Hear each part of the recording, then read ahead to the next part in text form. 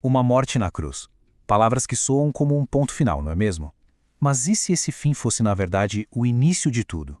Hoje, a gente vai analisar de perto o evento da ressurreição, não como o fim de uma história, mas como aquele ponto de partida que simplesmente redefiniu o que é ter esperança. Imagina só, depois de 6 longas horas na cruz, tudo parecia ter chegado ao fim. Era o fim da linha. Mas aquilo que foi visto como a derrota final era, na verdade, um ponto de virada gigantesco. A história, veja bem, ela não termina na escuridão de um túmulo, ela renasce em pura luz a partir dele.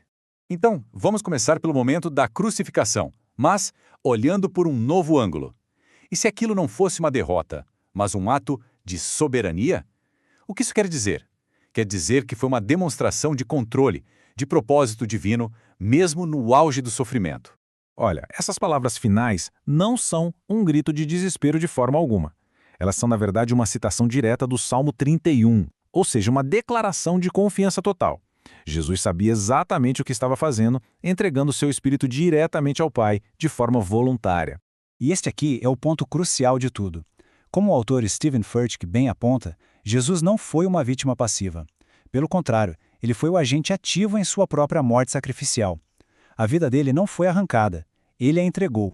E essa passagem de João, nossa, ela ilustra isso perfeitamente. Não foi um ato de fraqueza, de jeito nenhum. Foi uma demonstração de poder e autoridade supremos. A mesmíssima autoridade que permitiu que ele entregasse a vida, permitiria que ele a reconquistasse. Agora, vamos avançar um pouquinho e ver como essa história se desenrola. Depois da crucificação, o clima era de desolação total. Para a gente entender isso melhor, vamos nos juntar a 2 discípulos no caminho para uma cidadezinha chamada Emaús. Eles, basicamente, representam o ponto emocional mais baixo de toda essa história. Eles estavam completamente perdidos, sabe, desanimados, confusos, com os corações pesados de tristeza. Todas as esperanças que eles tinham foram crucificadas junto com o Mestre. Para eles, a jornada tinha acabado. Era hora de voltar para casa, fim de papo. Esse contraste aqui é gritante. A percepção deles era de derrota, de um fim definitivo, um túmulo selado para sempre. Mas a realidade divina, era o oposto completo. Vitória, um novo começo e, o mais importante, um túmulo vazio. E é exatamente aqui que a narrativa dá uma guinada. No meio dessa caminhada de puro desespero, uma figura se aproxima. É o ponto de virada, aquele momento em que a intervenção divina encontra a dor humana. No auge da desolação, quando eles menos esperavam, um estranho se junta a eles ali na estrada.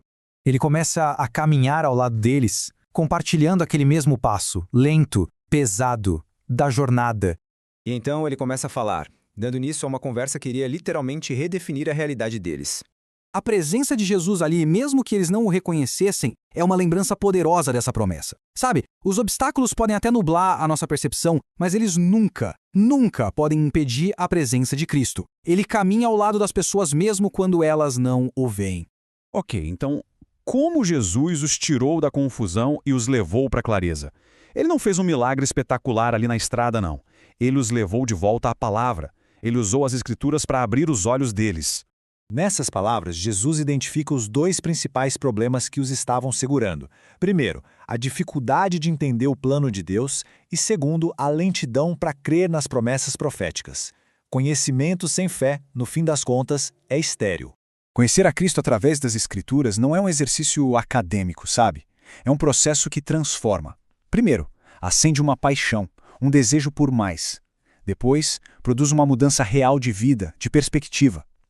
E, finalmente, revela o próprio caráter do Pai. Confiar nessa orientação das Escrituras, que funciona como uma liderança profética, ou seja, uma voz que guia e revela o plano maior, isso traz benefícios muito tangíveis. Traz direção para decisões, proteção contra enganos, discernimento para ver com clareza e, por fim, desperta um avivamento, uma renovação espiritual. A conversa na estrada preparou o terreno. Mas o clímax, o grande momento da revelação, acontece em um lugar muito específico e cheio de significado: a mesa. Pensa comigo, depois de toda a caminhada, toda a explicação das Escrituras, qual foi o momento exato em que eles finalmente o reconheceram? A resposta é surpreendentemente simples. Foi no ato de partir o pão, um gesto familiar, íntimo. Foi isso que finalmente abriu os olhos deles para a verdade sobrenatural que estava bem ali, o tempo todo com eles. A mesa é muito mais do que um móvel. Simbolicamente, é um lugar de comunhão, de intimidade com Deus. É um lugar de entrega, onde as barreiras caem. E é um lugar de envio, de onde se sai com um propósito totalmente novo. Com os olhos abertos, a reação dos discípulos foi imediata, foi poderosa. Eles não ficaram parados, não. Eles se tornaram parte da jornada da ressurreição. E a lição deles nos ensina muito sobre como viver no poder dessa mesma realidade. E aqui está o contraste final, e talvez o mais poderoso de todos.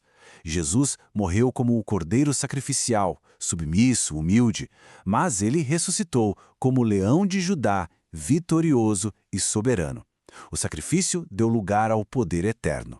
E assim, a gente encerra essa análise com a mesma pergunta que Jesus fez um dia. Não é apenas uma questão histórica, sabe? É uma pergunta que ecoa até hoje, convidando cada um à reflexão. Crer ou não crer nessa afirmação? Porque a resposta a essa pergunta, bom, ela define tudo. Gostou do vídeo? Deixa seu like e comentário, compartilha com alguém que precisa assistir e ser abençoado.